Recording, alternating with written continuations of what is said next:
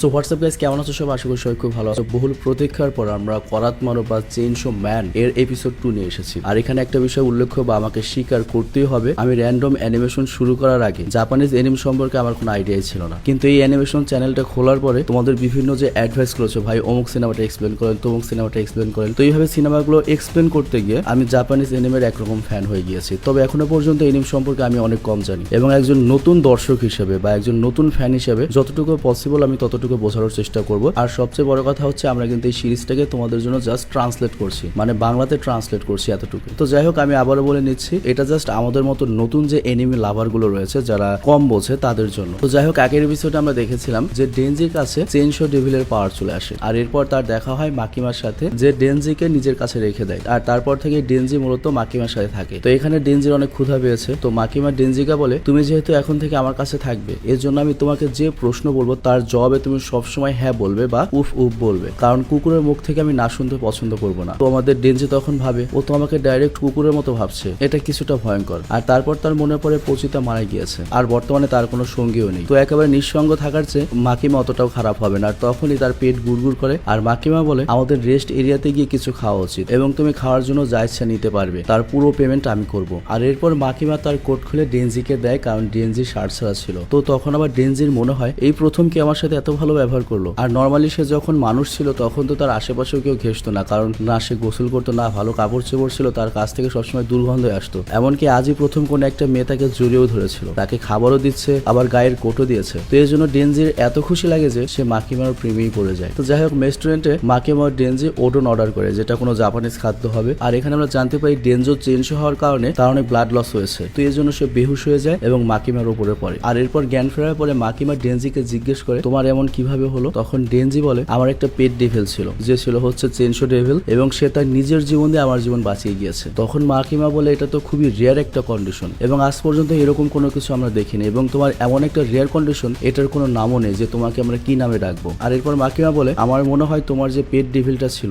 সে এখনো কোথাও না কোথাও তোমার ভেতরে বেঁচে রয়েছে, কারণ তোমার ভেতর থেকে এখনো মানুষ এবং ডেভিল দুইটার গন্ধ আসে। তো এই কথা শুনে মাকিমা খুশি হয়ে যায়, কিন্তু আবার সে বেহুশ হয়ে যায়। আর একটু পরে যখন তার জ্ঞান ফিরে, তখন দেখে ওডন চলে এসেছে, মানে খাবার চলে এসেছে। তো এখানে ডেনজি মিথ্যা বলে যে সে হাত দিয়ে খেতে পারবে না। আর তখন মাকিমা তাকে খাইয়ে দেয়, তবে প্রেমিক হিসেবে নয় বা মানুষ হিসেবে নয়, একটা কুকুর হিসেবে। তো যাই হোক, এরপর ডেনজি মাকিমাকে জিজ্ঞেস করে, তোমার কেমন ছেলে পছন্দ? মাকিমা একটু ভেবে বলে, তোমার মতো। আর এতে ডেনজির মনে হয় মাকিমা তাকে পছন্দ করে। তো যাই হোক, এই কথা আমরা বুঝতে পারি মাকিমা খুবই চালাক, কিভাবে ডেনজিকে ইউজ করবে সেরকম চিন্তা ভাবনাই করছে। তো যাই হোক, এরপর আমরা দেখি মাকিমা ডেনজিকে ডেভিল হান্টারের হেডকোয়ার্টারে নিয়ে যায়। আর এটা হচ্ছে একটা সরকারি প্রতিষ্ঠান, কিন্তু এখানে দুই ধরনের হান্টার রয়েছে। এক ধরনের হান্টার হচ্ছে সিভিলিয়ান হান্টার, যারা মনে করে আমাদের মতো সাধারণ মানুষ শখের বসে পার্ট টাইম এই কাজ করে, এবং তারা নিজেদের মতো কাজের দিন এবং কোন ডেভিল ধরবে সেটা ঠিক করতে পারে। মানে ধরো আমি সাধারণ মানুষ, আমার স্কিল কম, আমি একটা কুকুর ডেভিল ধরবো, যেটা সহজ ধরা। তো ওইটা ধরে নিয়ে গেলে তারপর আমাকে ওই হেডকোয়ার্টার থেকে ওই ডেভিলের দাম অনুযায়ী টাকা দেওয়া হবে। কিন্তু আরেকটা হচ্ছে পাবলিক সেফটির, যেটা একেবারে সরকারিভাবে রেজিস্টার করা, মানে পুলিশের মতো। তারা একেবারে ফুল টাইম এই কাজ করে, এবং সরকার তাদেরকে যে কোনো ডেভিল মারতে পাঠাতে পারে। আর এতে তাদের জীবনের রিস্ক অনেক বেশি, আর এর জন্য তাদের বেতনও বেশি। আর এদিকে ডেনজির মাথায় শুধুমাত্র একটা কথাই ঘুরছে, সে মাকিমার সাথে কাজ করতে করতে খুব শীঘ্রই ওকে পটিয়ে ফেলবে। তো যাই হোক, এরপর অফিসে গিয়ে মাকিমা ডেনজিকে তার ইউনিফর্ম দেয়। আর তখন সেখানে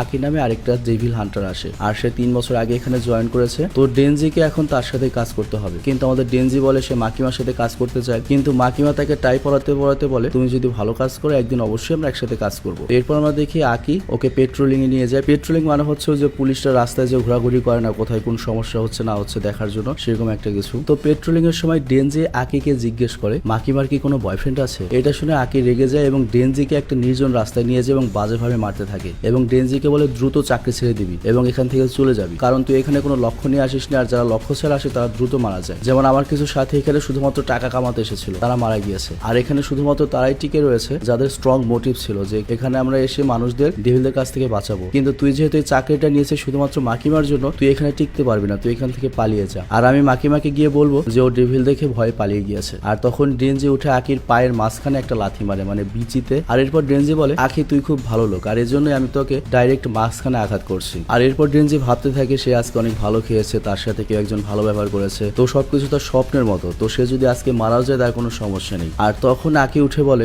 মাকিমার মতো মেয়ে তোর মতো কাঙালকে কখনোই পছন্দ করবে না। ডেনজি বলে, তাতে তোর কি, তোরে তো হিংসা কিসে? তো ডেনজি আবারও আকির পায়ের মাঝখানে লাথি মারে। আর তারপর আকিকে মাকিমার সামনে নিয়ে গিয়ে বলে, একটা বিচি ডেভিল এসে আকির বিচিতে আঘাত করেছে। আর তখন আকি বলে ডেনজি মিথ্যে বলছে, ওই আমার সাথে এমনটা করেছে আর আমি ওর সাথে কাজ করতে পারবো না। তবে তারপরেও মাকিমা আবারও ডেনজিকে আকির ইউনিটি দিয়ে দেয়। অ্যাকচুয়ালি আকির যে ইউনিটটা মানে আকির আন্ডারে যারা কাজ করে তারা সবাই অ্যাবনর্মাল লোক থাকে বা নতুন ট্রেইনি থাকে। তো আকি তখন বলে ডেনজিকে কেন আমাদের দরকার, ওর মধ্যে কি এমন স্পেশাল রয়েছে যে ওকে আমাদের এই ডেভিল হান্টারে রাখতে হবে। তখন মাকিমা বলে ডেনজি চাইলে নিজেকে একটা চেইনশো ডেভিলে পরিণত করতে পারে। এটা শুনে আকি তো ভয় পেয়ে যায়, সে ভাবতো এটা শুধুমাত্র গল্পেই হয় যে কোনো মানুষ ইচ্ছা করলে নিজেকে ডেভিলে পরিণত করতে পারে। তখন মাকিমা বলে হ্যাঁ এটা সম্ভব এবং ডেনজি সেই টাইপ মানুষ ডেভিল, আর এর জন্যই ডেনজি এত স্পেশাল। আর ডেনজি যদি কখনো চাকরি ছাড়তে যায় বা পালাতে চায় তখন কিন্তু ওকে অবশ্যই ডেভিল ভেবে মেরে ফেলতে হবে, মানে এখন ডেনজিকে মরার আগ পর্যন্ত এই কাজ করতে হবে। তো এরপর আকি রাজি হয়ে যায়, যেহেতু ডেনজিকে মারার তার পারমিশন চলে এসেছে, মানে ডেনজি পালানোর চেষ্টাগুলোকে মেরে ফেলতে হবে। তো আকি বলে ঠিক আছে আমি ডেনজির সাথেই থাকবো। তো এরপর ডেনজি যখন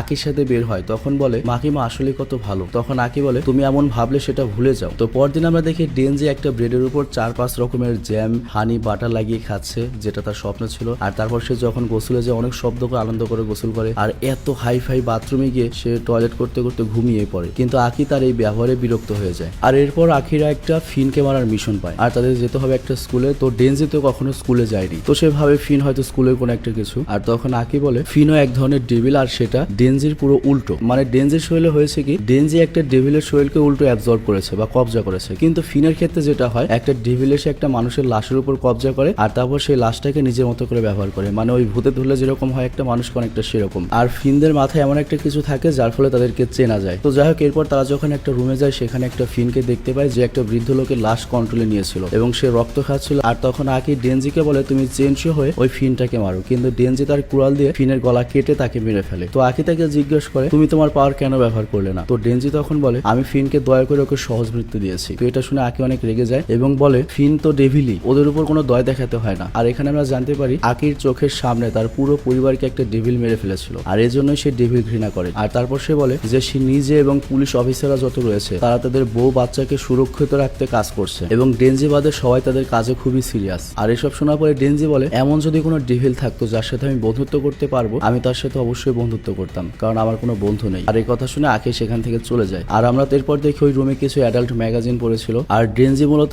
এজন্যই চেঞ্জ হয়নি যাতে ওই অ্যাডাল্ট ম্যাগাজিন গুলো রক্ত পরে নোংরা না হয়ে যায়। আর ডেনজি ভাবে তার পচিতার ইচ্ছা পূরণ করতে হবে, মানে একটা ভালো জীবন পাবে। তো সেই হিসেবে তার কাছে একটা ভালো জীবন রয়েছে, তবে তারপর একটা জিনিসের কমতি রয়েছে, কারণ তার জীবনে বাকিদের মতো কোনো লক্ষ্য নেই। আর তখন সে মাকিমার কথা ভাবে এবং মাকিমাকে সে তার লক্ষ্য বানিয়ে নেয়, লক্ষ্য হিসেবে বানায় সে মাকিমার বুক ছুবে। আর এটাই তার লক্ষ্য এবং এটাই তার স্বপ্ন, যেটা তার কাছে অসম্ভব ছিল, তবে তারপরও একেবারে খুব অসম্ভব নয়, কারণ তার কাছে একটা ভালো জব রয়েছে, ভালো একটা অবস্থানে রয়েছে। মানে শালার স্বপ্ন মানে অ্যাডাল্ট স্বপ্ন। তো যাই হোক এরপর মাকিমা ডেনজিকে বলে আমি তোমাকে একটা পার্টনার দেবো যার সাথে তুমি শহরে গিয়ে পেট্রোলিং করবে। আর আকি এটা অ্যাডভাইস দিয়েছে। আর তখন পাওয়ার নামের একটা মেয়ের এন্ট্রি হয় আর আমরা দেখতে পাই সেও একটা ফিন ছিল, মানে তার মাথায় শিং ছিল, আই মিন একটা ডেভিল ওই মেয়েটির শরীরে কবজা করেছে। তো ডেনজি প্রথমে এটা বিরোধিতা করে যে একটা ফিনকে কেন ডেভিল হান্টারে নেওয়া হলো, কিন্তু সে যখন দেখে এই ফিনটা অনেক হট মানে সেই লেভেলের, তখন ডেনজি চুপ হয়ে যায়। আর আমরাও চুপ হয়ে যাই যে ডেনজি আসলে সেই লেভেলের লুচ্চা, জাপানিজ জনি সিন্স। তো যাই হোক এরপর মাকিমা বলে পাওয়ার নামে ওই মেয়ে ফিনটা বাকি সব ডেভিল থেকে আলাদা এবং ওর ডেনজির মতো স্পেশাল, আর এই জন্যই সে ডেনজির সাথে কাজ করবে। তো এরপর তারা পেট্রোলিং এ যায় আর আমরা দেখি পাওয়ারের মাথায় দুটো শিং রয়েছে আর এর জন্য সে তো পাবলিকালি যেতে পারবে না, তাহলে মানুষ ভয় পাবে। আর তখন পাওয়ার ডেনজির মাথায় বাড়ি দিয়ে বলে তুমি তাড়াতাড়ি আমাকে ডেভিল মারতে দাও নয়তো মানুষ মারতে দাও, আমার রক্তের নেশা পেয়েছে। আর তখন ডেনজি ভাবে এই মেয়েটা খুব বিরক্তিকর, কিন্তু আমি ওকে সহ্য করছি একটা কারণেই, ও অনেক হট আর আমার এখন একটাই লক্ষ্য ওর বুকে আমি কিভাবে হাত পর্যন্ত নেব, মানে এই কথা ভাবতে থাকে। আর এরপর রাস্তায় ওদের পুলিশের সাথে দেখা হয় আর তখন ডেনজি ওর যে পাবলিক সেফটির ব্যাচটা রয়েছে সেটা দেখায়। তো এইভাবে অনেক সময় কেটে গেলে ওরা কোনো ডেভিল পায় না। আর পাওয়ার তখন বলে এটা সম্ভবত আমার নিজের দোষে হচ্ছে, কারণ আমি ফিন হওয়ার আগে অনেক ভয়ঙ্কর একটা ডেভিল ছিলাম আর তখন সবাই আমাকে ভয় পেত, কারণ হয়তো সেজন্যই আমি যেখানে থাকি আমার গন্ধে সকল ডেভিলরা পালিয়ে যায়। আর তখন ডেনজি ভাবে যদি এরকমই সত্যি হয় তাহলে তো আমরা কিছু করতে পারবো না। আর এর সাথে ডেনজির মনে হয় এজন্যই হয়তো আকি পাওয়ারকে ওর পার্টনার হিসেবে দিয়েছে যাতে আমি কিছু করতে না পারি আর আমাকে জব থেকে বের করে দেওয়া হয়। আর তখনই পাওয়ার একটা রক্তের গন্ধ পায় এবং দৌড়ে সেদিকে যেতে থাকে। আর তখন আমরা দেখি সেখানে একটা সি কুকুম্বার নামে ডেভিল রয়েছে, কিন্তু সেখানে অলরেডি একজন সিভিলিয়ান হান্টারও ছিল, মানে